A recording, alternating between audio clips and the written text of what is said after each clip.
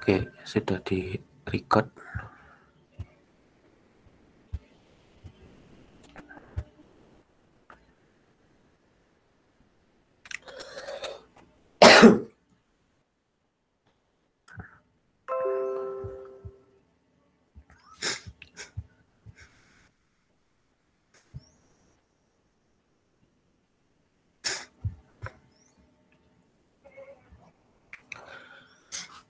Oke, apakah layarnya bisa terlihat dengan jelas?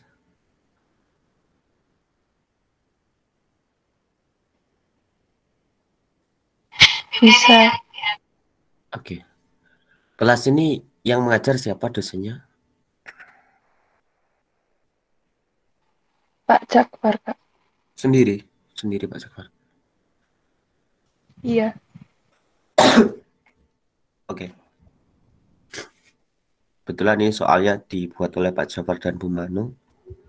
Saya mohon maaf suara saya nggak begitu keras karena saya lagi batuk, jadi nggak begitu keras. Nanti kalau nggak jelas silakan tanya langsung. Kita akan membahas satu paket ini. Barangkali nanti kalau tidak jelas baik suara maupun gambar silakan ditanyakan. Nah, soal ini di awal ada petunjuknya bahwa kita diminta untuk mengisi NIM, kemudian dibagi dengan 3, sisanya berapa. Nah, NIM ini berarti NIM secara keseluruhan, bukan digit akhir NIM. Kan biasanya digit akhir NIM. Kalau ini berarti NIM keseluruhan. Nah, harus dibagi 3. Kemudian sisanya berapa? Nanti ketemu A, B, atau C. Kemudian untuk soal yang 45 dikerjakan semua. Kita langsung aja.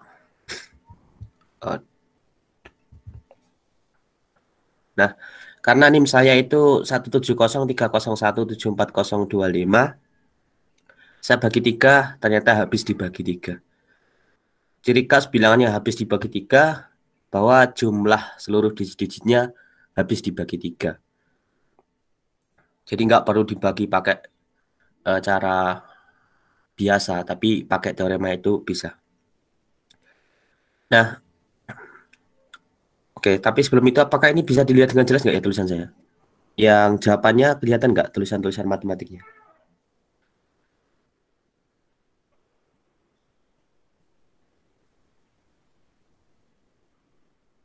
Bisa terbaca kah rumus-rumusnya tulisan-tulisan ini?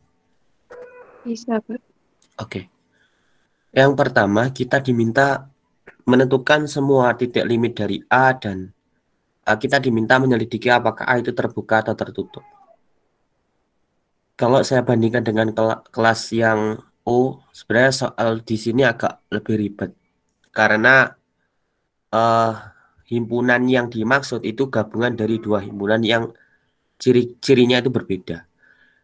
Cirinya yang kiri itu adalah himpunan yang dia itu penuh dan interval-intervalnya tutup. Kemudian yang gabungannya yang sebelah kanan itu himpunan yang berlubang. Sebelum kita menyelesaikan seluruh titik limit, tentu cara yang paling awal untuk kita tentukan adalah memperkirakan kira-kira di mana titik limit dari himpunan itu. Kemudian baru membuktikan. Nah, bagaimana kita menentukannya? Sudah ada beberapa contoh di bukunya Bu Manu Harawati itu, bahwa himpunan-himpunan yang menggunakan interval, entah itu intervalnya buka ataupun tutup, kira-kira ujung interval itu adalah titik limit. Kalau itu intervalnya penuh, artinya penuh itu tidak berlubang. Jadi 01 ini kira-kira titik limit. Kemudian untuk himpunan yang bentuknya berlubang, titik limitnya adalah titik di mana dia akan konvergen. Tentu kita sudah belajar di kalkulus apa itu kekonvergenan fungsi dan kekonvergenan barisan mirip dengan itu. Jadi kira-kira 1 plus 3 per 5N ini dia akan konvergen ke 0. Kok bisa tahu? Gampangnya 3 per 5N ini adalah 3 per 5 dikali 1 per N. Sedangkan 1 per N sendiri adalah barisan yang konvergen ke 0. Dan pembuktiannya sudah ada di bukunya Bu Manu itu. Jadi 3 per 5 kali 0 ya 0. Sehingga 1 tambah 0, 1. Jadi kira-kira dia akan konvergen ke 1. Akibatnya 1 kira-kira titik limit. Jadi nanti satu bisa dibuktikan pakai yang kanan, pakai himpunan berlubang, atau pakai yang kiri, himpunan yang tutup. Tentu kalau diminta memilih, saya milih yang kiri karena itu lebih mudah. Oke, tapi sebelum itu kita harus membagi beberapa kasus sehingga seluruh titik yang kita ambil tidak ada yang terlewat. Bagaimana kita bisa memastikan seluruh titik yang kita ambil tidak terlewat? Yang pertama, perhatikan himpunan ini.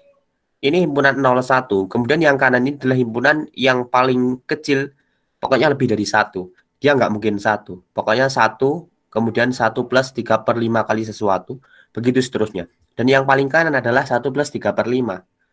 Otomatis kita harus mempartisi di situ. Berarti yang pertama adalah kita akan menguji untuk X negatif, kemudian X sama dengan 0, X di antara 0, 1, X sama dengan 1, kemudian X di antara nanti bentuk 1 plus 3/5N dan 1 plus 3/5N plus 1.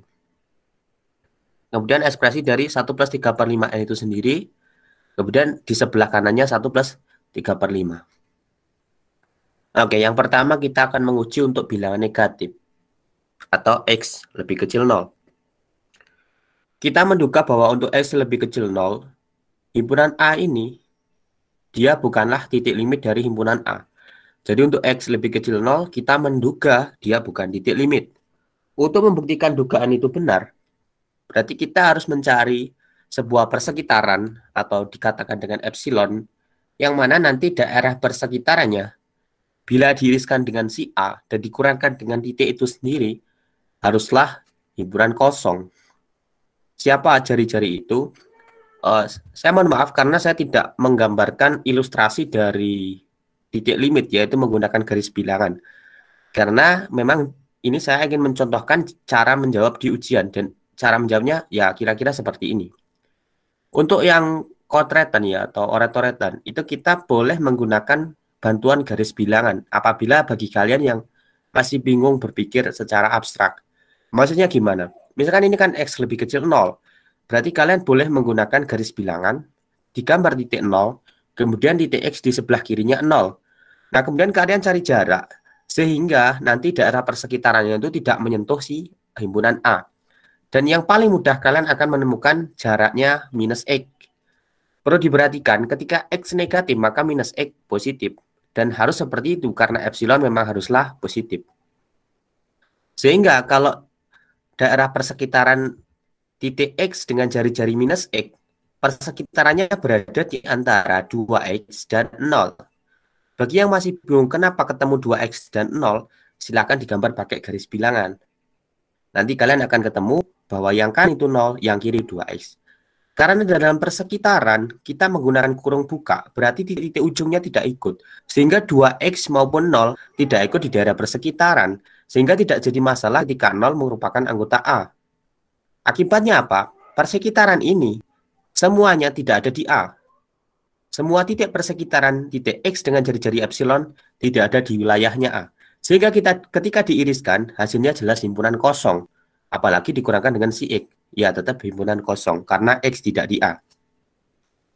Jadi X bukan titik limit A. Oke. Kemudian yang kedua, kita akan menguji X sama dengan 0. Sesuai yang sudah saya sampaikan di awal, kira-kira titik ujung dari interval tutup maupun interval buka, kira-kira dia titik limit. Untuk membuktikan dugaan kita yang seperti itu, maka kita harus menemukan minimal satu titik, di mana titik itu selalu berada di daerah persekitaran, titik itu berada di himpunan A, dan titik itu bukanlah 0.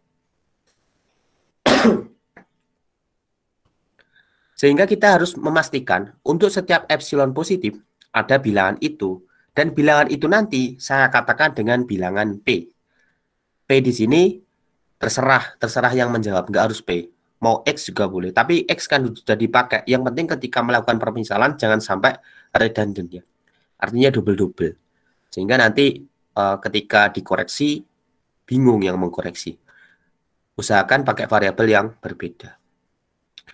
Ketika epsilonnya lebih kecil sama dengan 1, saya bisa menemukan bilangan epsilon per 2.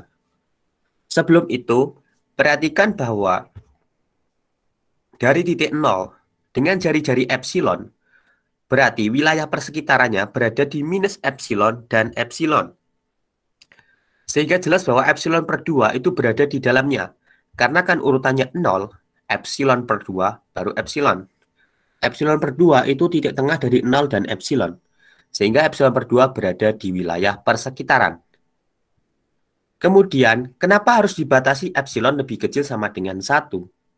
Apa jadinya kalau epsilonnya lebih besar lagi?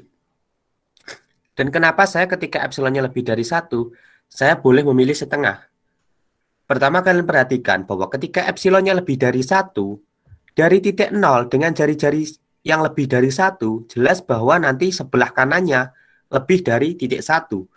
Dan sudah jelas bahwa setengah itu berada di antara 0 dan 1. Sehingga setengah merupakan wilayah persekitaran. Jadi setengah anggota persekitaran. Dan jelas setengah ini bukan 0. Setengah tidak sama dengan 0. Begitu pula epsilon per 2. Epsilon per 2 tidak pernah sama dengan 0. Karena epsilon selalu positif. Nah, memangnya kenapa kok harus dipecah dua kasus seperti ini? Apa jadinya jika saya tidak membatasi epsilon lebih kecil sama dengan 1? Contoh gampangnya, ketika epsilonnya 2, maka ekspresi ini menjadi P sama dengan 2 per 2. Sehingga P sama dengan 1.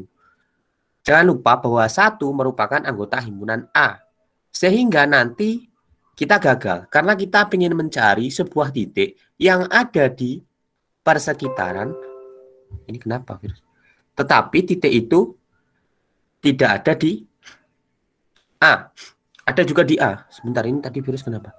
Jadi kita ingin mencari minimal satu titik yang mana titik itu ada di wilayah persekitaran, titik itu ada di wilayah A, dan titik itu nggak sama dengan 0 ya. Oke, saya salah contoh tadi. Misalkan epsilonnya 3, misalkan 3. Ketika epsilonnya 3, maka nanti ketemu P sama dengan 3 per 2. 3 per 2 itu, oke, yang tadi salah contoh ya. Misalkan epsilonnya 3, ketemu 3 per 2. 3 per 2 itu 1,5. 1,5 itu tidak masuk di A. Kenapa? Ya karena 1 plus 3 per 5N ini untuk N asli, dia nggak akan mencapai 1,5. Sehingga harusnya 1,5 nggak ada di situ. Nah, begitu juga dengan misalkan ketika epsilonnya 100. Ketika epsilonnya 100, maka epsilon per 2 nilainya 50. Tentu 50 tidak ada di A. Nah, sehingga terlalu banyak kasus yang ini kita pecah. Daripada saya mempresisikan yang seperti itu, saya lebih mudah mengambil bilangan 1 saja. Kenapa? Karena ini sudah memenuhi ketika 1. Saya pengen mencari jalan aman saja. Sebenarnya kalau mau lebih presisi nggak harus 1 sih. Mungkin 2 masih boleh. 2 berapa gitu masih boleh. Tapi nggak semua epsilon memenuhi. Jelas kalian harus membagi kasus di sini. Yang kalian perhatikan adalah bagaimana titik P ini ada di wilayah persekitaran dan P ini ada di A. Dan P ini nggak sama dengan 0. Dan ini sudah memenuhi. Nah, seharusnya setengah ini juga nggak mesti setengah. Boleh 1/4 juga boleh. 1 boleh aja 1. 0,1 ya boleh aja. Jadi jawaban di limit di titik limit ini jawabannya tidak tunggal. Boleh jawabannya bervariasi. Karena selalu ada titik di mana titik P itu ada di wilayah persekitaran, titik P ada di wilayah A, dan titik P bukanlah X yang sama dengan 0, maka kita simpulkan bahwa X sama dengan 0 merupakan titik limit dari A.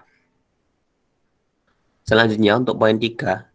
Ketika X di antara wilayah 0,1, kita menduga untuk X yang berada di wilayah 0,1, dia adalah titik limit. Kenapa? Karena dia intervalnya penuh. Interval penuh itu enggak interval berlubang. Kalau berlubang, kita harus selidiki dulu. Tapi kalau penuh, kita menduga dia benar. Nah, untuk membuktikan dugaan itu, sama dengan poin 2, kita harus mencari sebuah titik. Yang mana titik itu ada di wilayah persekitaran. Titik itu ada di himpunan A. Dan titik itu bukanlah si X. Sekarang tugas kita agak lebih sulit. Karena X-nya nggak jelas siapa. Yang penting X-nya di antara 0,1. Ini tugas yang tidak mudah. Ketika X-nya jelas 0, maka mudah kita bisa memilih misalkan setengah. Wah jelas, epsilon per 2 jelas bukan 0. Tapi ketika X-nya bergerak, agak susah. Maka di sini pemilihannya juga lebih ribet. Dan saya bagi kasusnya ketika epsilonnya lebih kecil sama dengan X dan epsilonnya lebih dari X. Sebelum saya jelaskan ke situ,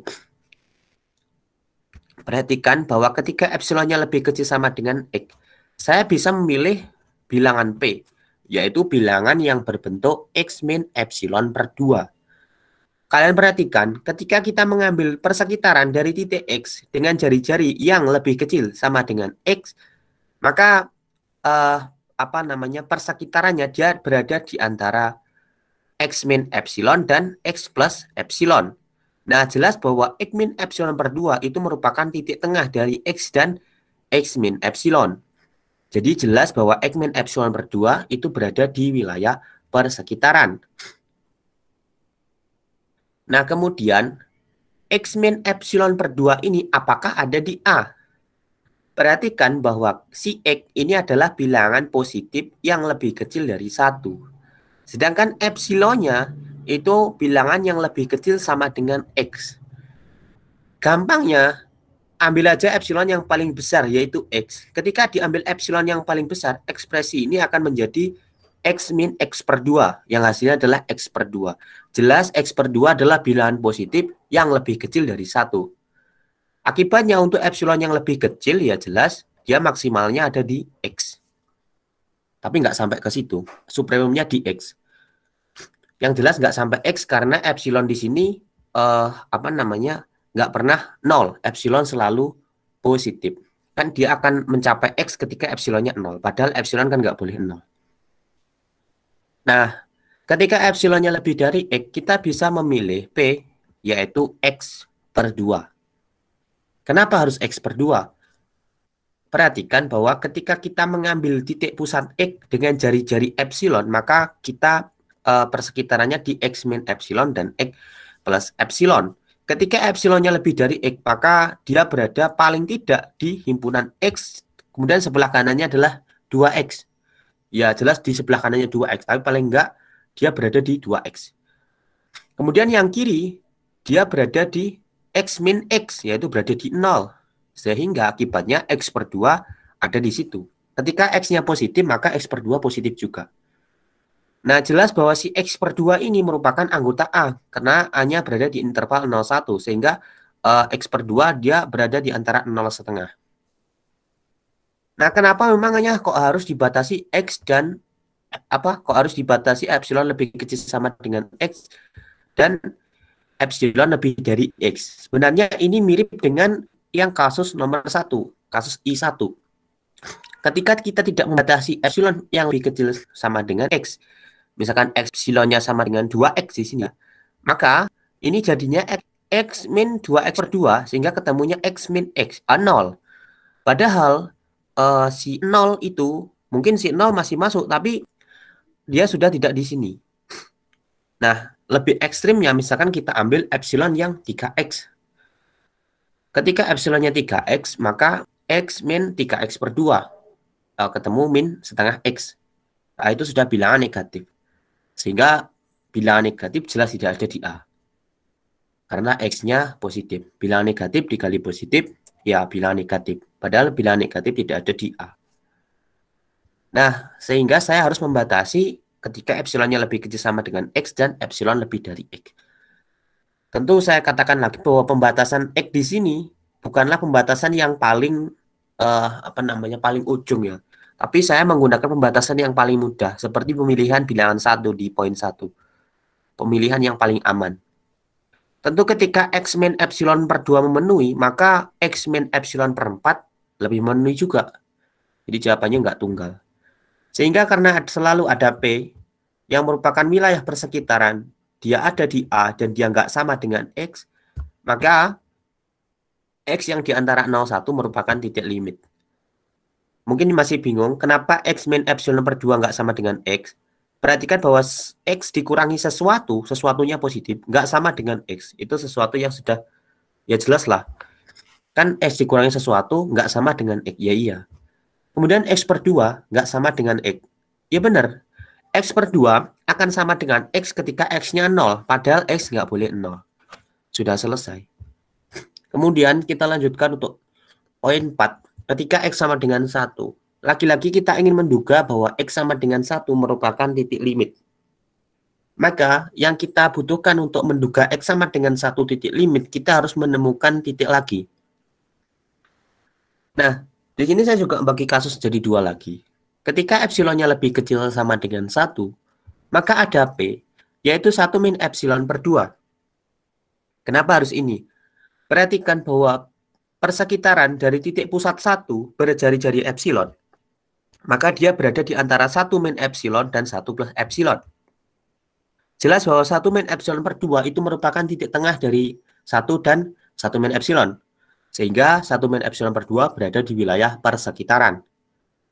Cukup jelas bahwa 1 min epsilon per 2 merupakan anggota himpunan A. Ketika epsilonnya lebih kecil sama dengan 1.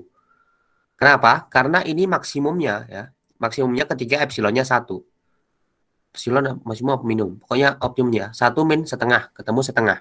Kemudian ketika epsilonnya kan nggak boleh 0. Jadi dia berada di antara setengah sampai 1. Nilai P ini bervariasi dari setengah sampai 1. Jelas bahwa setengah sampai 1 itu ada di A. Nah, akibatnya ketika epsilonnya nggak kita batasi 1, misalkan epsilonnya 4, maka ini menjadi 1 min 4 per 2. 1 min 2, negatif 1. Jelas bahwa negatif 1 nggak ada di A.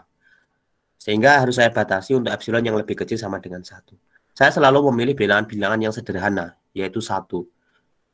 Sebenarnya boleh aja sih pakai bilangan yang lebih ekstrim, misalkan 1/100 atau berapa, tapi terlalu ribet. Kemudian ketika epsilonnya lebih dari 1, kita bisa memilih setengah. Kenapa harus setengah? Dari titik pusat 1, ketika jari-jarinya lebih dari 1, maka paling tidak dia berada di antara 0 dan 2. Sehingga setengah ada di dalamnya. Sudah jelas. Dan setengah ada di A. Jelas juga. Dan setengah nggak sama dengan 1. Iyalah. 1 min epsilon per 2 juga nggak 1. Iya kan? Maka kita bisa selalu menemukan si P. Dia ada di wilayah persekitaran. Dia ada di A. Dan dia bukan X. Sehingga kesimpulannya adalah X sama dengan 1. Titik limit A. Poin 5. Untuk X yang berbentuk 1 plus 3 per 5N. Untuk bilangan yang berbentuk seperti ini, kita harus pecah menjadi 2. Kenapa harus dipecah jadi 2? Biar kita tahu di mana dia di sebelah kanan yang paling maksimal itu berapa.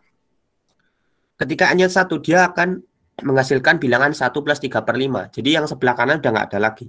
1 plus 3 per 5 itu supremumnya barisan ini, himpunan ini. Sehingga kita ingin menduga bahwa 1 plus 3 per 5 itu bukan titik limit. Kenapa? Dia nggak konvergen ke situ. Dia akan konvergennya ke 1. Kita menduga 1 plus 3 per 5 bukan titik limit. Maka kita harus mencari epsilon atau jari-jari. Sehingga persekitaran itu, jika diriskan dengan A, dipotong dengan X, nggak ada anggotanya. Saya mengambil epsilon 3 per 10. Mungkin ada yang bingung, dari mana asal 3 per 10? Kalian perhatikan, ketika N-nya 1, ini hasilnya adalah 1 plus 3 per 5. Ketika N-nya 2, dia hasilnya adalah 1 plus 3 per 10. Maka yang paling dekat adalah 3 per 10 dan 3 per 5. Maka supaya aman, saya ambil jarak antara 1 plus 3 per 5 dan 1 plus 3 per 10. Dikurangkan aja, nanti ketemu 3 per 10. Sehingga ini saya kasih bantuan. Sebenarnya kalau ujian ini nggak perlu ditulis. Ini saya kasih bantuan aja. Kira-kira titik P nanti berada di sini. Ya nggak kira-kira, emang di sini. P nanti ada di sini. Di antara 1 plus 3 per 10 dan 1 plus 3 per 5 plus 3 per 10. Perhatikan siapa anggota A yang ada di sini. Kalau kita perhatikan, di sini ada satu anggota A yang ada di sini, yaitu 1 plus 3 per 5. Di mana nggak ada? Di sini. Di dalam ya nggak bisa kelihatan karena nggak digambar garisnya, ada tapi di sini karena jelas bahwa 1 plus 3 per 5 itu di sebelah kirinya, tapi di sebelah kanannya ini. Nah, tapi aman aja karena 1 plus 3 per 5 itu X. Ketika N-nya 1 kan X, maka ketika dikurangkan X ya kosong. Jadi persekitaran diiriskan si A dikurangkan X kosong. Jadi X bukan titik limit A. Dalam hal ini yang dimaksud X adalah X sama dengan 1 plus 3/5. Kemudian yang N tidak sama dengan 1. Menganalogikan cara yang pertama, kita dapat mendapatkan epsilon dengan jalan mengurangkan suku ke N dikurangkan suku ke N plus 1. Suku ke N-nya adalah 1 plus 3/5 N. Suku ke N plus 1 adalah 1 plus 3/5 dikali N plus 1. Dikurangkan aja, nanti ketemu ini. Mohon maaf, karena ini saya tidak punya pen, jadi saya nggak bisa mencoret-coret. Karena agak susah kalau pakai touchpad. Sehingga wilayah persekitarannya, jika diiriskan dengan A dan dipotongkan dengan X, pasti kosong. Bagi yang masih bingung, pakai analogi yang N sama dengan 1. Di dalam ini ya, di dalam jari-jari epsilon segini, itu sebenarnya ada satu anggotanya A, yaitu 1 plus 3/5 N. Tapi kan itu X, sehingga ketika dikurangkan X kosong. Sehingga kesimpulannya X bukan titik limit A.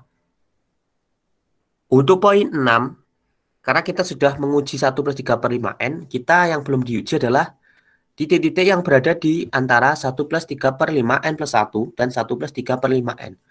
Jangan sampai kebalik, meskipun ini indeksnya lebih besar, tapi karena ini bentuknya pembagian dan dia berada di wilayah penyebut, maka indeks yang lebih besar berada di sebelah kiri indeks yang lebih kecil.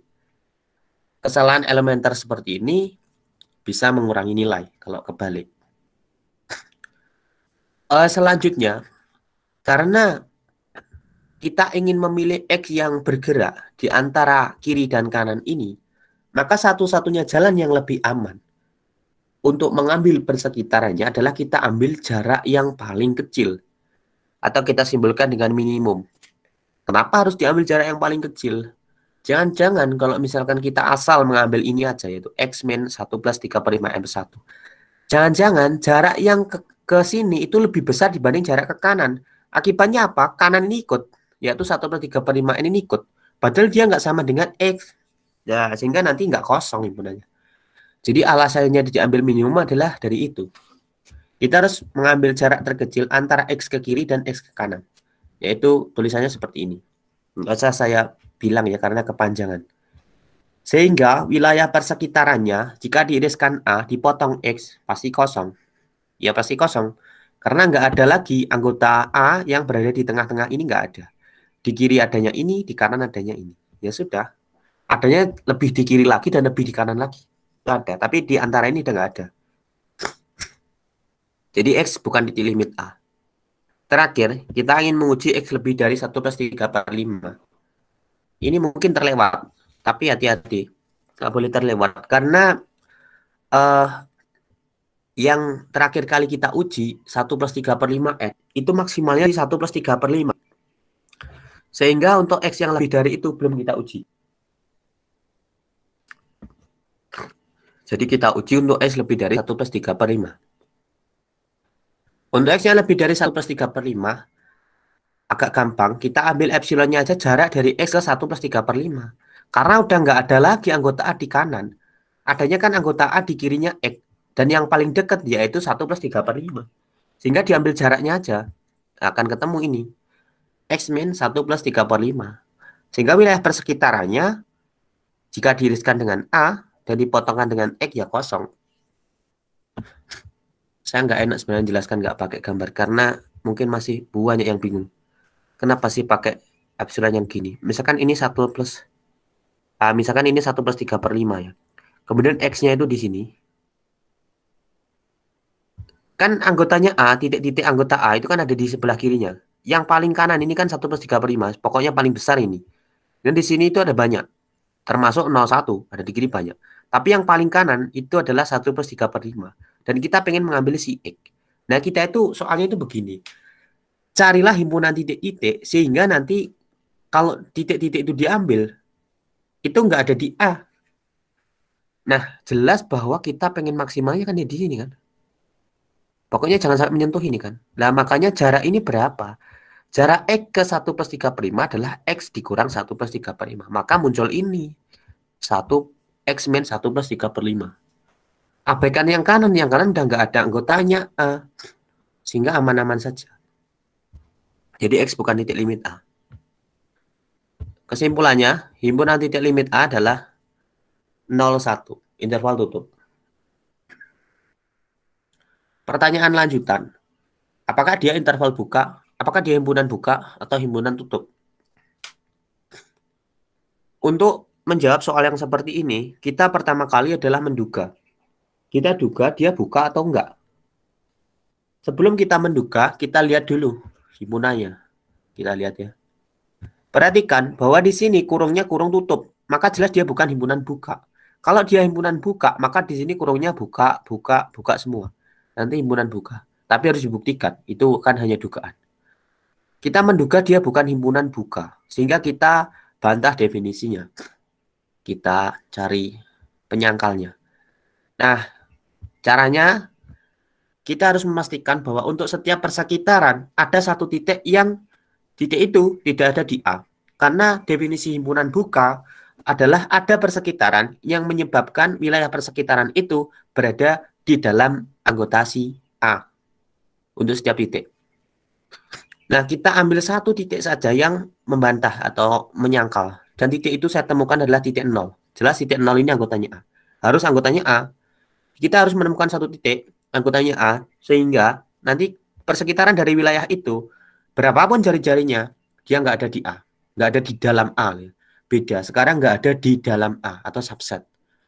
Untuk membantah definisi subset, paling nggak kita harus mengambil satu anggota, dia ada di wilayah persekitaran, dan dia tidak ada di A. Dan saya selalu menemukan titik itu, yaitu titik P, yang nilainya minus epsilon per 2. Titik minus epsilon per 2 ini, dia jelas ada di wilayah persekitaran dari titik 0 jari-jari epsilon. Saya ilustrasikan sedikit ya. Misalkan ini 0, titik 0. Kemudian kita ingin mengambil sebarang jari-jari epsilon, maka di sini adalah epsilon. Jadi epsilon itu pasti ada di kanan. Kemudian di kirinya siapa? Di kirinya adalah minus epsilon. Nah, posisinya minus epsilon per 2 itu di tengah-tengah sini. Jadi 0 ini minus epsilon, maka minus epsilon per 2 itu titik tengahnya. Jelas kan dia ada di dalam sini kan? Maka dia dikatakan di dalam persekitaran. Tetapi titik minus epsilon per 2 ini bukan anggotanya A. Kenapa? Karena minus epsilon per 2 ini kan bilangan negatif. Di kirinya 0 kan, bilangan negatif. Padahal anggota A nggak ada yang negatif. Jadi jelas dia nggak ada di A, tapi ada di persekitaran titik pusat 0. Maka persekitaran titik pusat 0 jari-jari sembarang bukanlah subset A. Sehingga A bukan himpunan terbuka. Yang kedua, kita ingin menyelidiki apakah dia himpunan tertutup atau bukan. Untuk menyelidiki dia tertutup atau bukan, pertama definisikan A komplement. A komplement adalah komplement dari himpunan A. Komplement itu artinya pelengkap.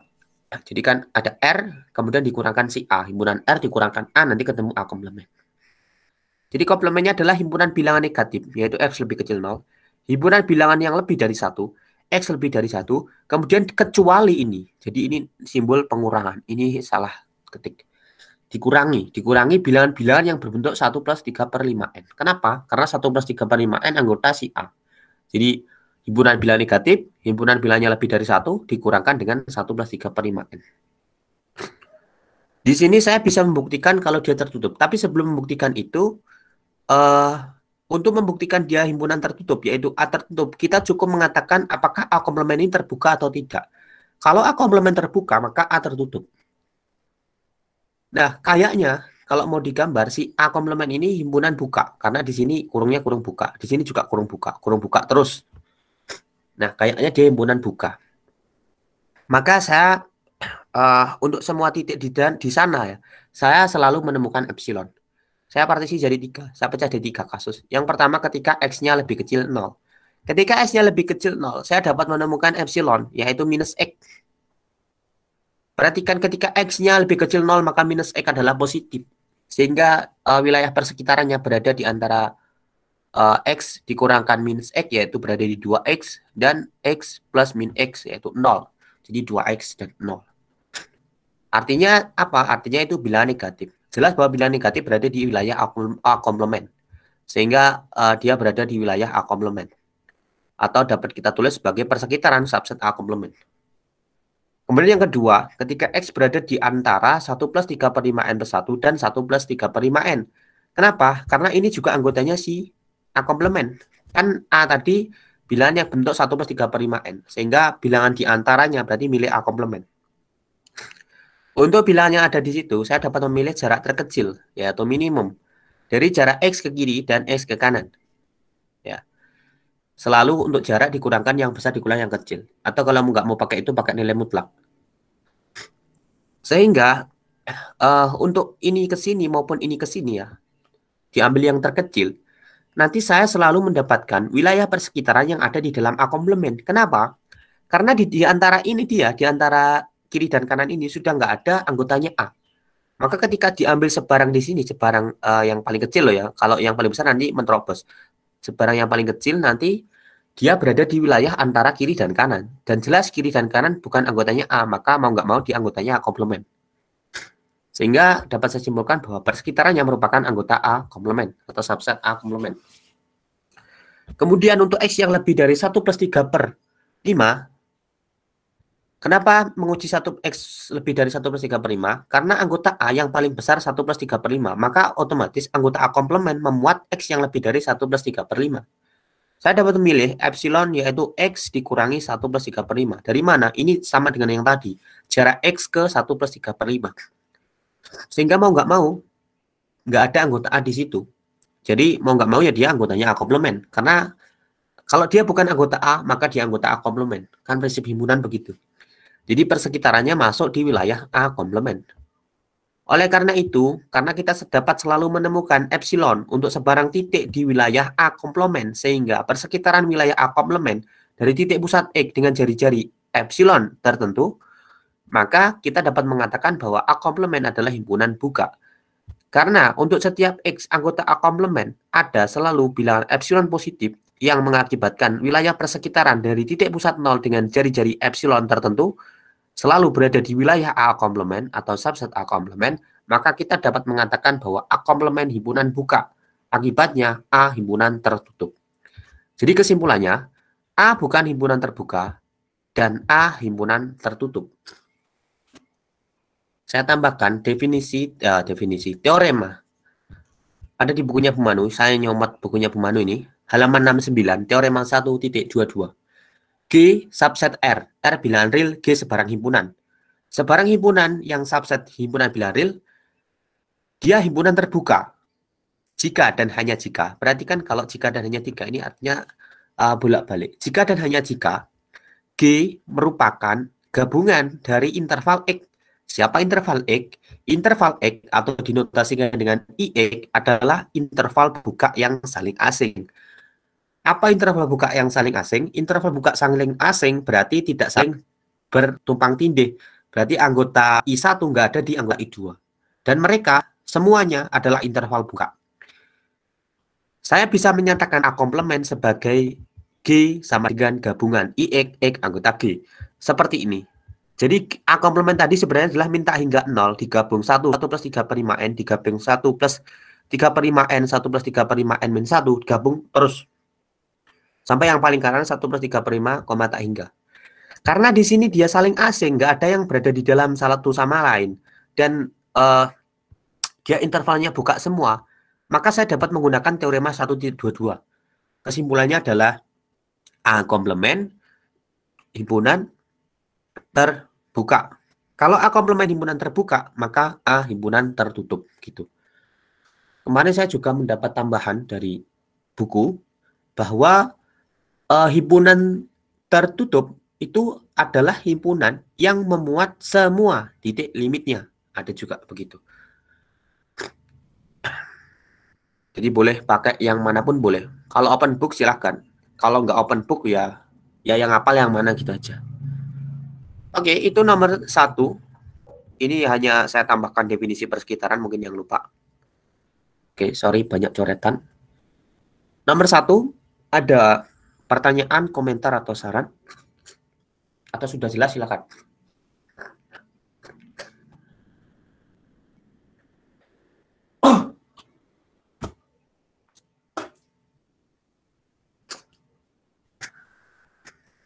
Atau bingung?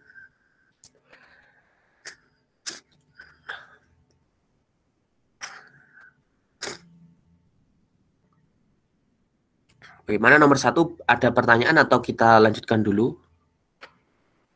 Lanjutkan dulu aja. Oke. Oke, biasanya memang limit-limit ini bingung. Saya yang menjelaskan aja bingung kok. Nggak apa-apa. Nomor 2 dulu aja. Oke, saya ingin nambahkan koreksi. Ini kan simbol nggak jelas ya. Ini sama dengan sebenarnya. Itu salah equation. Harusnya sama dengan itu. Sama saya pilih soal A. Tapi nggak apa-apa kok. A, B, C ini sama aja. Kan beda sedikit gitu aja. Nomor 2A. Diberikan IK. IK adalah interval yang bergantung pada variabel K. Sama dengan interval tutup 1 sampai 1 plus 2 per N interval buka. Perhatikan bahwa intervalnya kiri tutup, kanan buka. Dan N ini jelas anggota N. Nggak perlu diperjelas kalau N anggota N sudah jelas. Buktikan bahwa irisan K sama dengan 1 sampai tak hingga IK sama dengan himpunan 1. Ini soal kelihatannya mudah, tapi menjebak. Kenapa? Untuk membuktikan irisan yang sama, berarti ada beberapa hal yang harus kita buktikan. Yang pertama, untuk membuktikan irisan IK ini sama dengan 1, kita harus buktikan bahwa 1 ada di irisan IK, artinya 1 elemen irisan IK. Kemudian kita harus membuktikan juga bahwa untuk sebarang X-nya nggak 1, dia bukan anggota A. Karena itu definisi sama dengan A subset B, B subset A. Tapi kalau membuktikan dengan subset, agak bingung. Maka saya pakai yang satunya, yaitu yang satunya untuk membuktikan sama dengan ini, saya harus memastikan bahwa 1 anggota irisan dan selain 1 bukan anggota irisan. Itu sudah cukup untuk mengatakan bahwa hanya 1 yang merupakan anggota irisan ini. Jadi irisan ini memang sama dengan himpunan yang isinya hanya 1. Oke. Nomor 2, saya pilih yang A. IK 1 plus 1,1 plus 2 per N. Untuk setiap K anggota asli, K atau N ya. Seharusnya biar kompak ini harusnya N, tapi nggak apa-apa lah. Untuk setiap K anggota N, artinya kalau K-nya bergerak, N-nya di sini yang bergerak ya. Mungkin yang masih bingung. Kalau K di sini bergerak, N-nya juga bergerak. Kalau K-nya 1, ini 1. Kalau K-nya 2, ini 2. Maksudnya begitu. Jadi untuk setiap K anggota asli, berlaku IK plus 1 subset IK. Dari mana kita tahu? Perhatikan aja, kalau masih bingung pakai contoh. Misalkan I1. I1 ini adalah 1, 3. Kalau I2 maka 1, 2. Jelas bahwa 1, 2 itu berada di wilayah 1, 3. Semakin besar K-nya, dia semakin berada di wilayah yang sebelumnya. Maka kita dapat simpulkan bahwa IK plus 1 subset IK. Maka IK interval bersarang. Definisi interval bersarang. Mudah diperiksa bahwa untuk setiap K anggota asli berlaku 1 anggota ini. Ya jelas ya. Untuk berapapun K, kan yang kanan ini 1 plus sesuatu, pasti dia memuat 1. Karena 1 di sini sudah interval tutup, jadi ikut satunya. Nggak peduli N-nya berapa, mau N-nya 1, N-nya 100, N-nya 1 juta, 1 pokoknya selalu ikut. Karena dia interval tutup. Sehingga dapat kita simpulkan bahwa 1 elemen IK untuk sebarang K, K-nya asli. Lebih lanjut, karena untuk setiap K anggota N, 1 selalu anggotanya IK, maka kita bisa menuliskan sebagai 1 anggota irisan K1 tak hingga IK. Bagi yang masih bingung, apa definisi irisan IK dari K1 sama dengan tak hingga? Definisi irisan IK, yaitu irisan interval, adalah 1 anggota I1, 1 anggota I2, 1 anggota I3, terus. Jadi 1 ini anggotanya sebarang K untuk IK. Dan sudah kita buktikan bahwa 1 memang anggotanya IK untuk sebarang K. Sehingga kita dapat kesimpulan 1 anggota irisan IK untuk sebarang K. Tentu kata hingga di sini hanyalah sebuah limit karena I tak hingga itu nggak ada. Bilangan asli tak hingga itu nggak ada. Ini maksudnya limit saja. Limit untuk sampai ke tak hingga. Untuk mempersingkat penulisan sudah disepakati bahwa simbol tak hingga ini bukan maksudnya N-nya tak hingga, tapi N-nya menuju tak hingga. Selanjutnya, kan kita sudah membuktikan bahwa 1 anggota irisan IK. Sudah jelas kan 1 anggotanya IK. irisan IK. Sekarang kita ingin menunjukkan bahwa untuk X yang tidak satu, sebarang X yang nggak satu, haruslah X itu bukan anggota irisan IK. Kalau kita dapat membuktikan ini, terbukti bahwa hanya satu yang anggotanya IK, irisan IK. Wah, namanya ribet. Yang pertama, ketika X-nya lebih kecil 1, X-nya lebih dari sama dengan 3. Kenapa harus seperti ini? Perhatikan bahwa interval IK, dia yang paling besar ketika K-nya 1, yaitu diperoleh 1,3. Sehingga satunya ikut, tiganya nggak ikut. Maka komplemennya adalah X lebih kecil 1, X lebih dari sama dengan 3. Jadi mungkin yang masih bingung kenapa harus pakai X lebih kecil 1, X lebih dari sama dengan 3. Sebenarnya ini adalah komplement dari I1. Kenapa harus pakai komplement I1? Oke, sebelum ke situ, karena IK interval bersarang, maka untuk setiap K elemen N, sebelum ke sini, definisi interval bersarang, ketika IK interval bersarang, maka IK plus 1 subset IK. Artinya apa? Untuk indeks yang lebih besar, dia berada di indeks yang lebih kecil. Otomatis, IK plus 2 berada di IK plus 1. IK plus 1 berada di IK. Jelas bahwa IK plus 2 berada di IK. Itu sifat subset. Sehingga untuk berapapun K, IK adalah subset dari I1. Perhatikan, ada yang beda dari penulisan subset di sini. Di sini subsetnya ada sama dengan, yang tadi nggak ada. Bedanya apa? Sekarang, waduh nggak ada unduhnya lagi. Gimana unduhnya? Nggak usah. Jadi, kenapa sekarang ada sama dengannya? Karena saya mengatakan bahwa untuk setiap K elemen N, berarti kalau K saya pilih 1 boleh dong? Boleh. Kalau K-nya saya pilih 1, maka I1 sama dengan I1. Nggak lagi pakai subset, maka pakai sama dengan. Maka yang di sini ada subset dan ada sedikit sama dengan. Kalau subset doang, seperti yang IK plus 1 subset IK, ini namanya subset sejati. Kalau yang ada begininya, ini namanya subset tak sejati. Subset tak sejati itu dia sama. Jadi kalau satu ya I1 sama dengan I1 kan. Kalau ini nggak ada sama dengannya, kurang tepat. Kayaknya kurang tepat. Bukan salah sih kok, tapi kurang tepat. Karena di sini saya mengatakan K elemen N. Beda lagi kalau kalian mengatakan K lebih dari 1. Mungkin benar. Atau dapat ditulis sebagai IK subset dari 13. Kenapa? Karena I1 kan 13. Maka saya menulis saja 13. Terus kenapa kalau seperti ini? Karena seperti ini ya. Seperti ini itu ini loh. IK subset 13. Jelas bahwa X yang mana X itu lebih kecil 1 atau lebih dari sama dengan 3. Dia nggak ada di IK. Nggak ada di IK, nggak ada di I1. Nggak ada di I1. Jelas bahwa X ini nggak ada di I1. Oke, clear ya. Karena X kan lebih kecil 1. Wah, nggak ada di sini. Kan dia paling besar 1. Paling kecil 1. Dia katakan X lebih kecil 1. Nggak ada di sini. X lebih dari sama dengan 3. Oh, juga nggak ada di sini. Ya, emang nggak ada. Saya definisikannya aja komplement. Tapi harus ditulis seperti ini. Nah, karena si X ini nggak ada di I1, akibatnya X-nya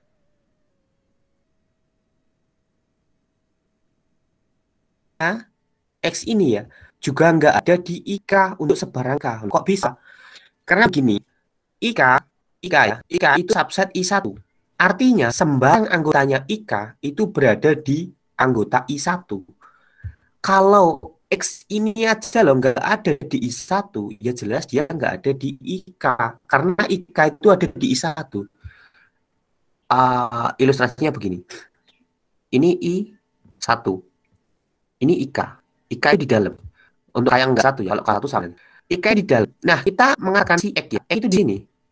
X itu nggak di dalamnya I1. Ada orang yang bilang, loh X itu nggak ada di I1.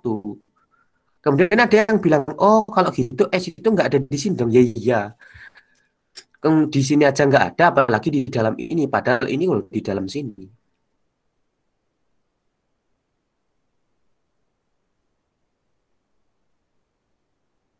Ini kayak misalkan si I1 ini rumah dan IK ini suatu kamar di dalam rumah, ada orang yang mengatakan,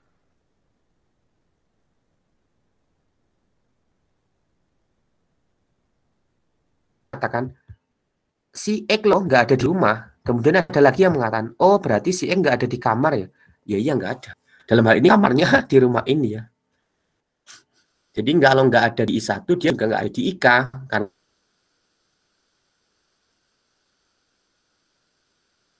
Karena dia interval.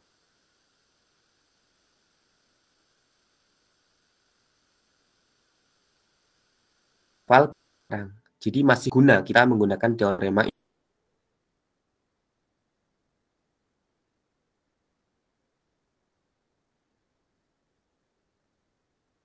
interval besar. Oke, kesimpulannya X karena dia nggak dari sebarang. Kita akan membuktikan untuk X yang berada di A. Kan untuk X yang berada di I1, dia bukan anggota. Kemudian kenapa masih yang bingung? Sekarang coba dalam 3. Ada di IK. Oke. Dan saya bisa membuktikannya dengan jalan begini. Oke, ini bukti formal. Bukti formal itu kalau di jalanan pakai pikiran agak ribet. Saya bisa menemukan K. K itu indeksnya.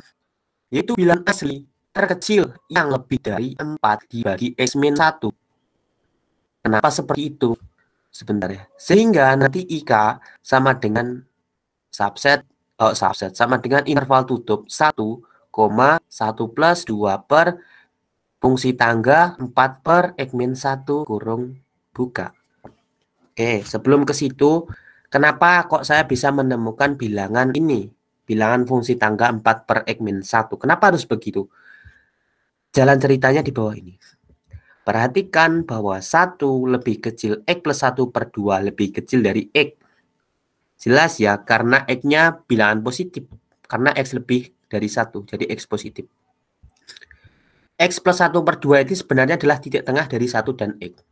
Jadi X-nya kan lebih dari 1, berarti X di kanan. Dan X plus 1 per 2 ini di tengah-tengahnya. Jadi misalkan X-nya 3 misalkan. 1 lebih kecil dari 3 plus 1 per 2 berarti 2. 1 lebih kecil dari 2 lebih kecil dari 3. Jadi ilustrasinya begitu kalau bingung. Jadi ketaksamaan ini pasti berlaku. Ketaksamaan ya, bukan pertaksamaan. Kalau ketaksamaan sudah terbukti. Dan ini sudah terbukti nih. Dan karena ini di tengah. X plus 1 per 2 itu bisa saya tulis sebagai seperti ini. Nah, mungkin ada yang bertanya, kenapa kok dibuat ribet kayak gitu? Padahal kan saya pengen menulis X plus 1 per 2 kan lebih gampang. Kenapa harus ditulis 1 plus 2 per 4 per X-1? Wah, ribet banget. Kenapa harus ribet begitu? Karena saya pengen menyatakan dalam bentuk intervalnya IK. Padahal intervalnya IK itu berbentuk 1 plus 2 per N. Nah, itu ceritanya. Ini kan 1 plus 2 per N. Maka mau nggak mau saya harus menyatakan sebagai 1 plus 2 per N. Dan ketemu N-nya kayak gini. Sehingga X lebih dari 1 plus 2. Oh, jangan bingung ya, ini siapa? Ini hanyalah X plus 1 per 2. Jangan bingung, itu hanya ini. Dan kita sudah dapatkan kan, X lebih dari X plus 1 per 2. Jadi ini hanya menulis ulang saja. Saya tulis ulang ini sebenarnya. X lebih dari X plus 1 per 2. Tapi X plus 1 per 2-nya saya ganti yang ini. Jadi X lebih dari ini. Nah, ini itu lebih dari yang kanan. Kok bisa? Perhatikan bahwa kenapa kok ini pakai fungsi tangga.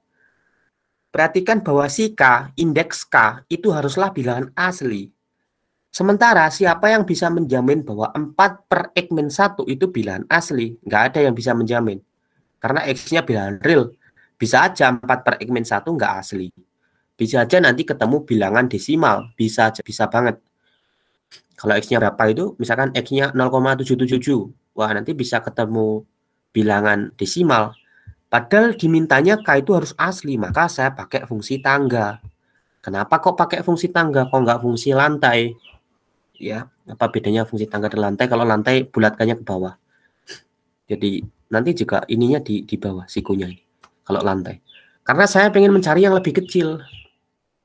Nah, apa ya ini lebih kecil? Iya, karena fungsi tangga dari aslinya itu lebih besar yang fungsi tangga. Jadi fungsi tangga sama nilai aslinya itu lebih besar fungsi tangganya. Ya kan itu kan pembulatan ke atas. 3,9 itu lebih kecil dari 4. Seperti itu analoginya.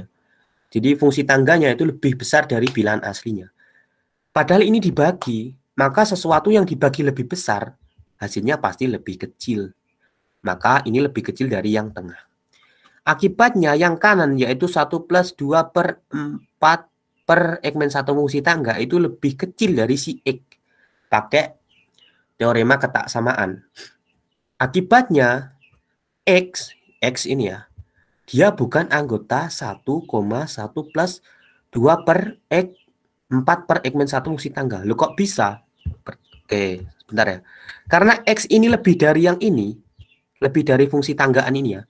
Dia kan dikatakan X itu lebih dari fungsi tanggaan ini, fungsi yang panjang ini. Otomatis kalau kita mau digambar di garis bilangan ya, garis bilangan misalkan. Misalkan ini yang ribet itu, bentuk yang ribet yaitu saya gambarnya juga ribet karena dia ribet. 1 plus 2 per 4 per X min 1 fungsi tangga itu misalkan ini yang ribet ini. Dan si X itu lebih dari, oh berarti dia kanan lebih dari. Padahal IK tadi loh, dia ada di kirinya ini. Kan IK tadi, saya lupa sampean. IK itu 1. IK itu di sini loh, 1. Jadi misalkan ini 1 ya. 1 sampai ini, 1 plus 2 per N. Jadi 1 sampai segini aja. Padahal pada siapa si X itu berada di sebelah kanannya fungsi yang ribet tadi, 1 plus 2 per fungsi tangga. Di sebelah kanannya. Padahal IK itu berada di 1 sampai yang ribet ini. Oh, berarti si X ini nggak ada di dalam interval ini. Ya iya, kan dia lebih dari, berarti nggak ada di dalam sini. Terus kenapa kalau nggak ada di dalam situ?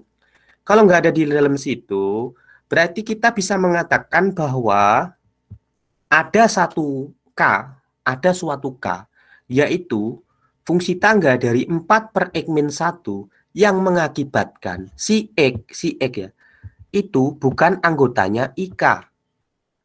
Hanya satu loh ya, satu K saja, bukan setiap K.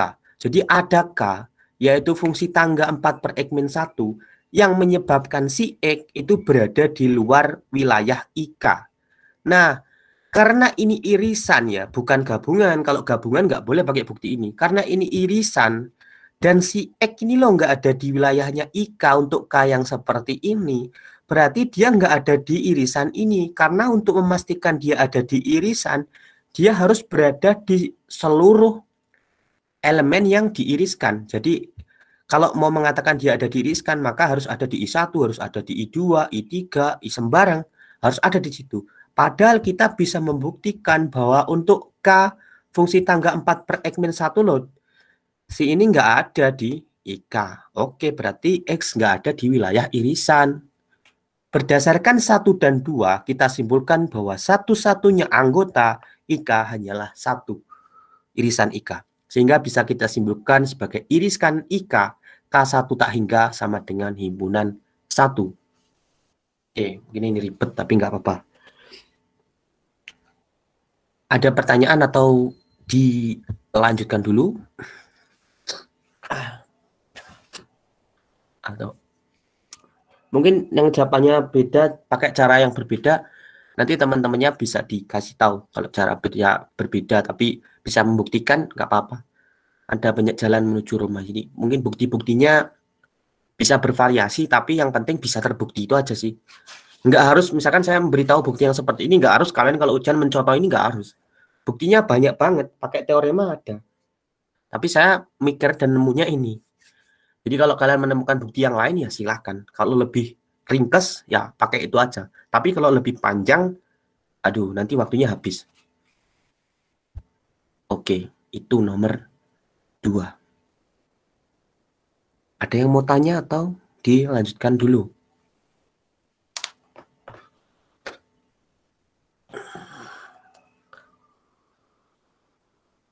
Atau sama sekali saya susah menjelaskan ya? Kadang itu penjelasan saya nggak bisa diterima, jadi bulat bahasa saya. Makanya kadang kalau begini itu banyak yang diem itu gara-gara nggak paham ini ngomong apa gitu. Oke, gimana? Ada yang mau bertanya atau dilanjutkan dulu?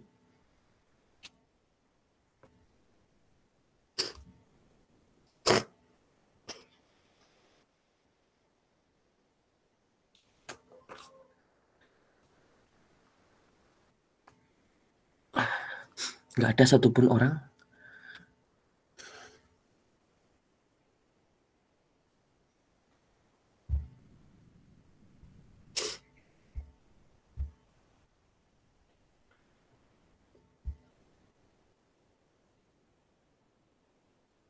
Gimana ada yang tanya nggak?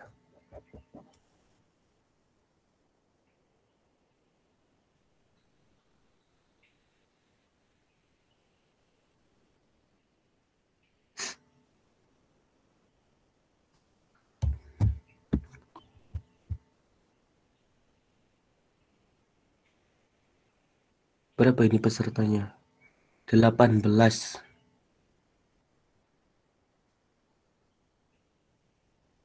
17. Gimana 17 orang? Ada yang tanya nggak?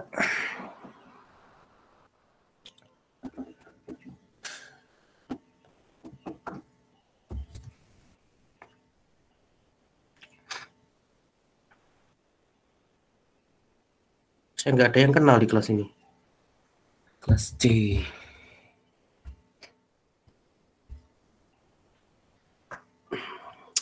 Gimana? Bisa dilanjutkan atau ada yang tanya?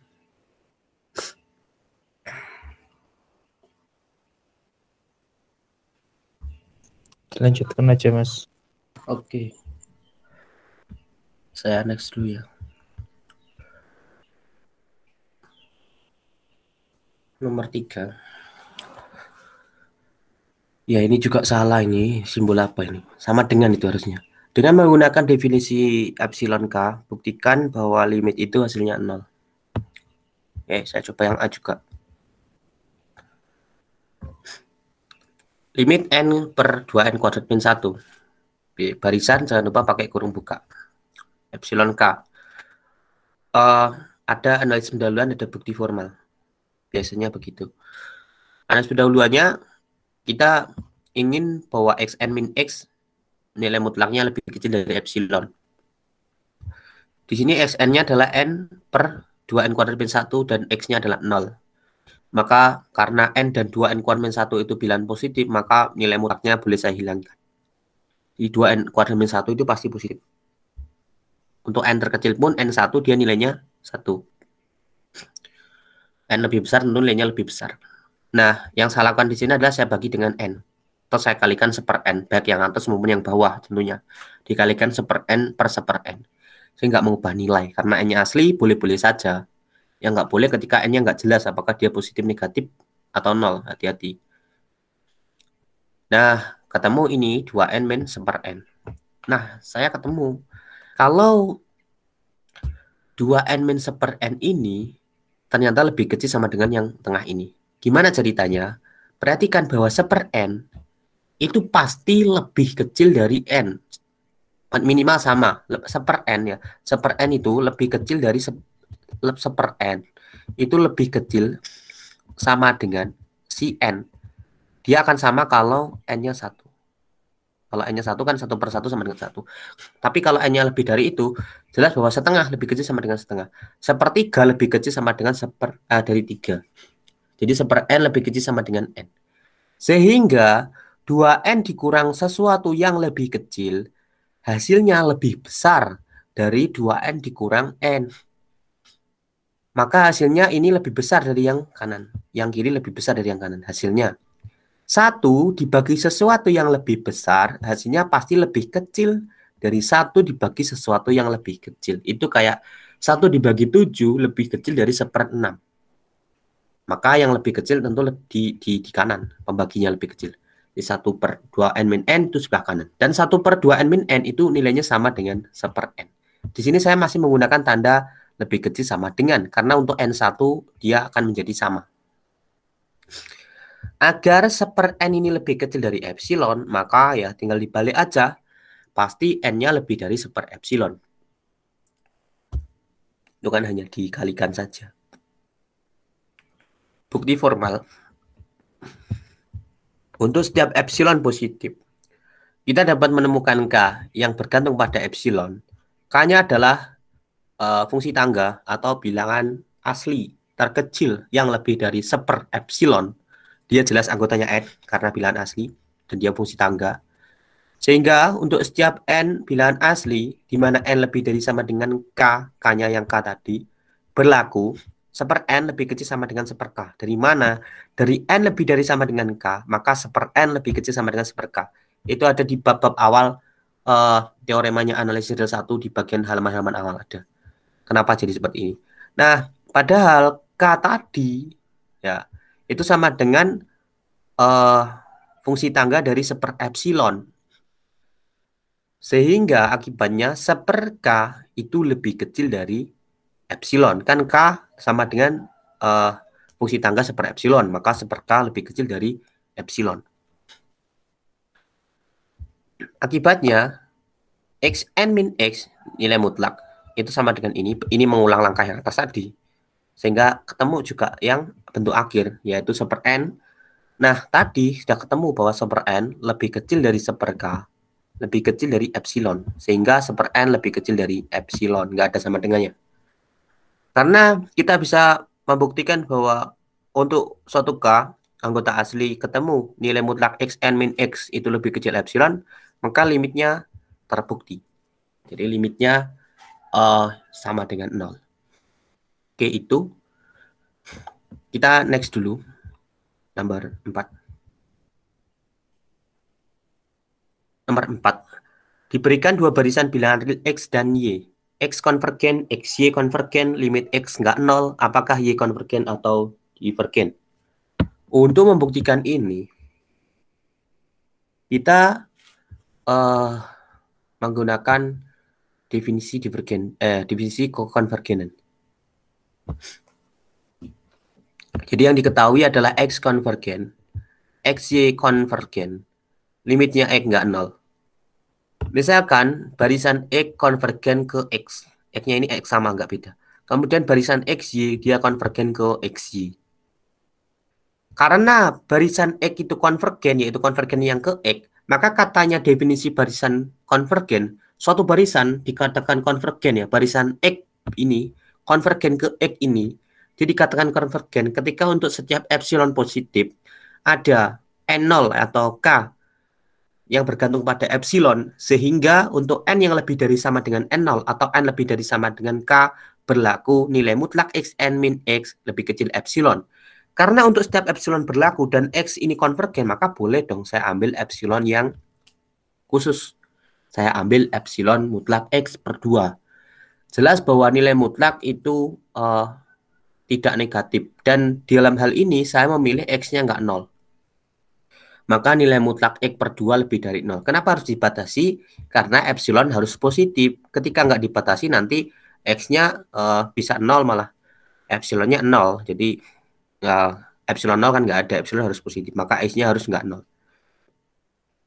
Sehingga ada N0 yang memenuhi untuk setiap N lebih dari sama dengan N0 berlaku xn min X lebih kecil epsilon. Dimasukkan aja epsilonnya mutlak X per 2.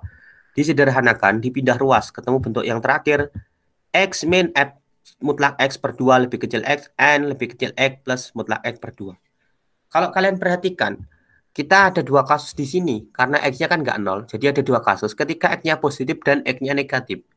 Ketika X-nya positif, maka mutlaknya ini boleh dihilangkan. Sehingga hasilnya ini X min X per 2, hasilnya X per 2. Yang kanan, X plus X per 2. Karena X-nya positif dan X per 2 sama X plus X per 2 itu positif, maka Xn berada di wilayah interval positif. Sekarang kalau X-nya negatif, maka X ini digantikan menjadi minus X. Nah, karena sekarang X-nya, misalkan X-nya negatif, maka ini hasilnya adalah X plus X per 2. Dalam hal ini X-nya negatif, berarti yang kiri negatif. Yang kanan min X per 2. X min X per 2, hasilnya adalah X per 2. X per 2 juga bilangan negatif. Karena X-nya negatif, berarti si Xn berada di wilayah interval negatif kalau X-nya negatif. Akibatnya apa? Akibatnya adalah untuk setiap N yang lebih dari N0, Xn tidak 0. Kenapa? Karena tadi, ternyata kalau X-nya positif, Xn lo positif. Kalau X-nya negatif, Xn lo negatif. Maka jelas bahwa Xn ini untuk N yang lebih dari sama dengan 0, ya tentu X-nya nggak 0. Maka Xn nggak pernah 0. Kenapa sih kok kita boleh mengambil X nggak 0? Karena tadi dia konvergennya nggak ke 0 kan?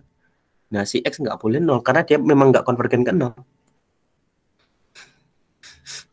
Ternyata seluruh isinya itu dia nggak ada yang 0. Sehingga Sn itu nggak 0. Tentu ekor ke N0. Ekor barisan ke N0. Menurut teorema 2.6.5, ini ada di bukunya Bu Manu juga. Seperti konvergen Dan si X ini ya, kan ini super X konvergen. Ini dari mana? Super X ini konvergen karena X konvergen dan X-nya itu nggak 0 untuk suatu N0.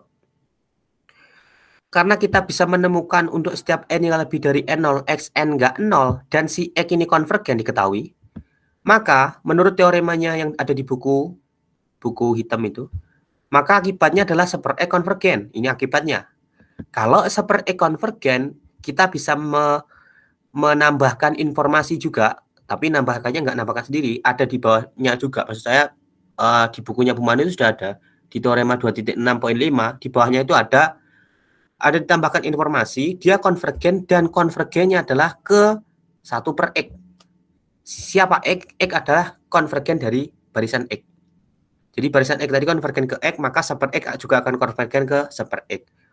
Kemudian definisikan barisan baru, misalkan barisan A, barisan itu adalah barisan hasil bagi dari XY dibagi X.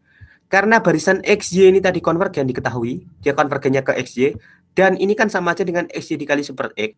Jadi bisa saya tulis sebagai XY dikali super X. Karena XY dan super X konvergen, maka A konvergen. Teorema barisan konvergen. Ini kayaknya juga ada di teorema 2.6, tapi poinnya nggak poin 5, poin berapa gitu. Jadi kalau A konvergen, B konvergen, maka A dikali B konvergen. XY konvergen, super X konvergen, maka A konvergen. Lebih lanjut, limit A adalah hasil kali dari limit barisan XY dikali limit barisan super X. XY hasilnya XY, super X hasilnya juga super X. Dikalikan ketemu Y. Jadi memang barisan Y dia barisan yang konvergen dan konvergennya ke Y. Jadi kesimpulannya Y barisan konvergen dan dia konvergen ke Y. Siapa Y? Y adalah perkalian dari XY dikali super X. Jadi ini juga penting ini tadi. Kalau nggak ada ininya nggak bisa menggunakan teorema 2.6.5 karena syaratnya teorema 2.6.5 ini yang atas ini syaratnya nggak langsung. Kalau langsung malah salah. Tapi kalau kalian perhatikan, kalau misalkan ini nggak ada batasan ya, misalkan ini nggak ada limit X tidak sama dengan 0, kayaknya Y itu nggak bisa ditentukan apakah dia konvergen atau divergen. Tapi karena ini dibatasi X-nya nggak 0, limit X nggak 0, maka dia konvergen. Konvergennya ke Y. Itu nomor 4. Next, nomor 5. Satu lagi. Selidiki kekonvergenan barisan Y, yaitu barisan YN. Yang mana YN ada 2 poin, A dan B. Yang A dulu. Yang A pendek jawabannya.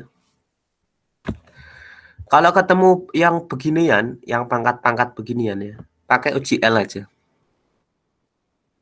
Sebelum itu kita harus memenuhi syarat UGL. UGL boleh digunakan kalau barisan itu barisan positif. Ini barisannya positif. Ya, karena ini kan perpangkatan bilangan yang positif. Hasilnya positif. Pembagiannya juga positif. Untuk setiap N asli ya, untuk N elemen N, L yaitu limit dari UN plus 1 per UN itu hasilnya ini. Dikalikan aja, ketemu nanti 8/9. 8/9 lebih kecil 1. Menurut teorema 2.13 atau teorema UGL. Karena untuk setiap N anggota N, YN lebih dari 0 dan limit UN plus 1 dibagi limit UN lebih kecil 1, maka barisan YN konvergen. Lebih lanjut, barisan YN konvergen ke 0. Ini UGL.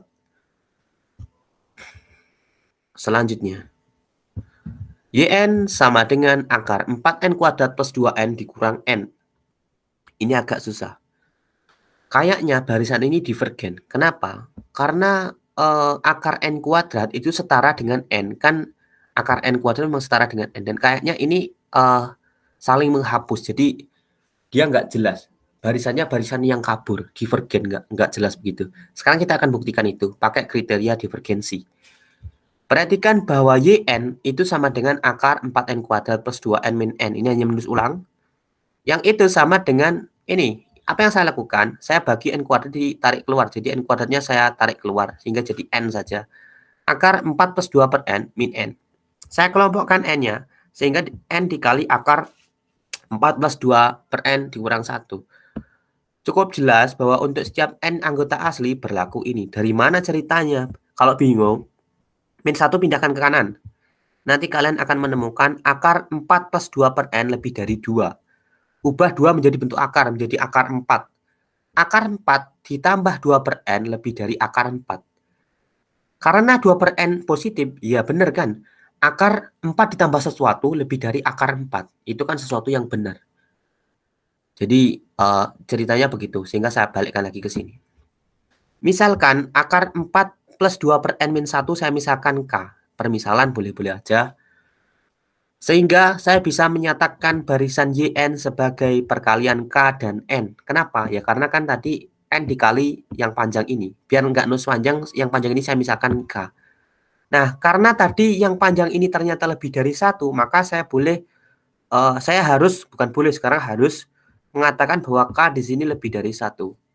Karena memang ini lebih dari 1, maka yang panjang tadi yang saya misalkan K harus lebih dari 1. Maka YN dinyatakan sebagai KN K lebih dari 1. K-nya sembarang, bukan anggota N kan. Andaikan barisan YN terbatas. Jadi pengandaian, kita pakai bukti kontradiksi. Andaikan dia terbatas di atas. Yaitu misalkan batas atasnya M. Kenapa harus lebih dari 0? Karena barisan ini barisan positif. Jadi kita andaikan ada batas atasnya misalkan suatu bilangan positif, katakan M. Menurut sifat Archimedes, bagi yang lupa ada di buku sifat Archimedes itu apa? Menurut sifat Archimedes, selalu ada N bilangan asli, sehingga berlaku M lebih kecil N.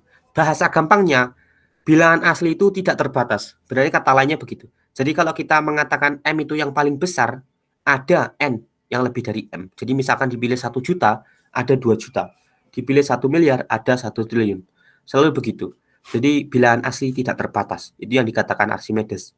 Jadi selalu ada N bilangan asli yang lebih dari M.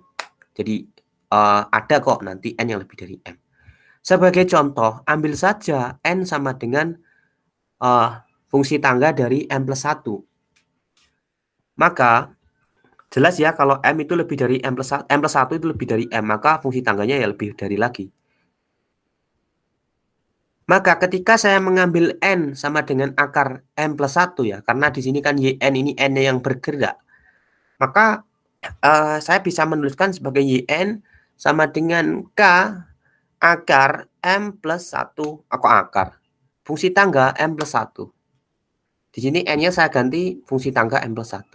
Karena boleh-boleh aja. Ini itu pasti lebih dari KM. Kenapa? Karena fungsi tangga M plus 1 itu lebih dari M. Karena K itu lebih dari 1, karena K itu lebih dari 1, maka KM lebih dari M. Iya kan?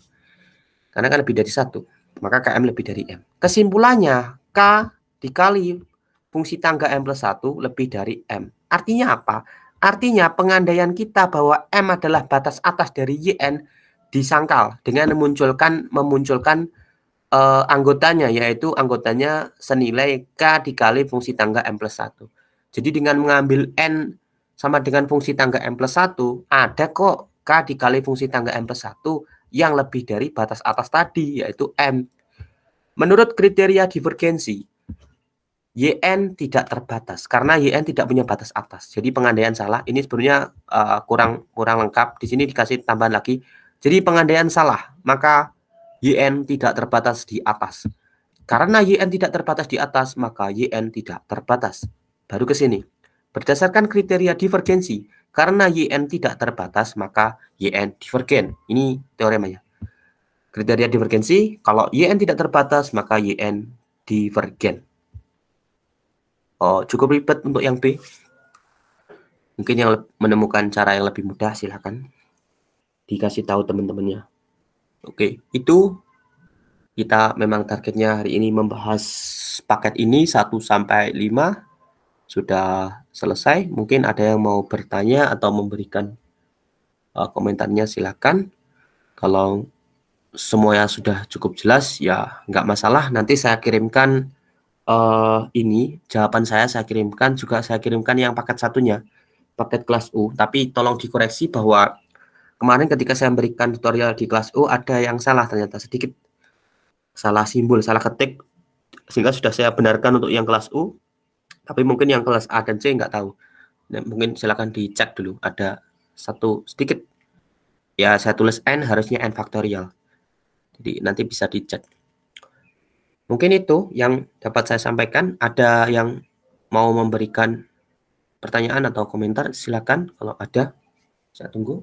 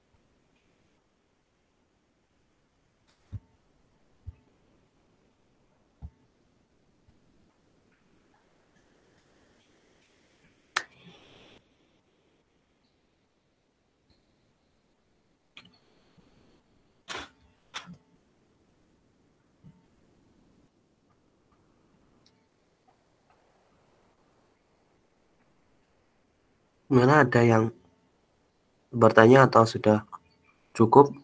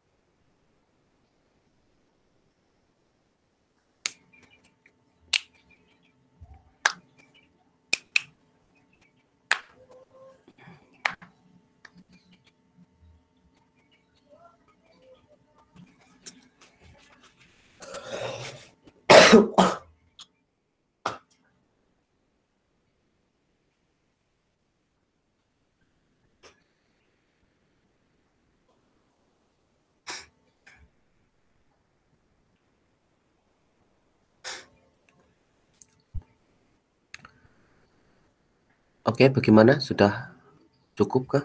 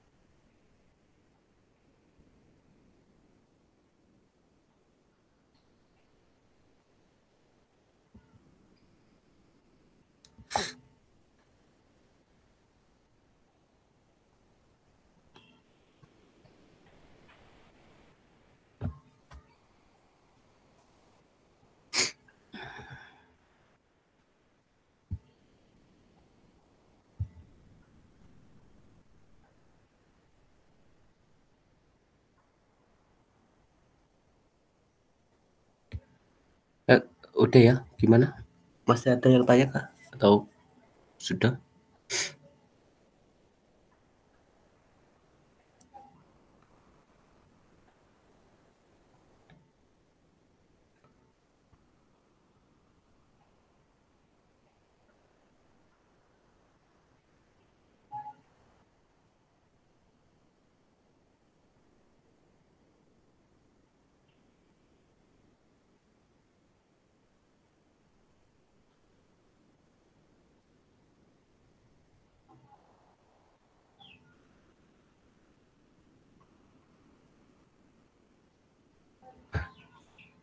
Oke. Oke, sepertinya sudah jam 15.33. Oh, 31 atau 33? 31, 33. Mungkin kita sampai sini aja. Nanti kalau masih ada pertanyaan boleh CC saya ya di grup atau chat ke saya juga boleh. Kalau ada koreksi juga nanti saya menerima. Silakan sebelum ujian boleh mau tanya ke saya. Mungkin saya juga belum ada yang kenal dari kelas 19C ini. Nah, saya dari angkatan 17, udah 2 tahun di atas kalian, jadi udah lulus. Mungkin itu aja sih yang dapat saya sampaikan. Ada kurang lebihnya saya mohon maaf. Nanti saya berikan paketnya beserta recordnya nanti di grup. Ada kurang lebihnya saya mohon maaf. Saya akhiri. Assalamualaikum warahmatullahi wabarakatuh. Waalaikumsalam warahmatullahi wabarakatuh. Waalaikumsalam.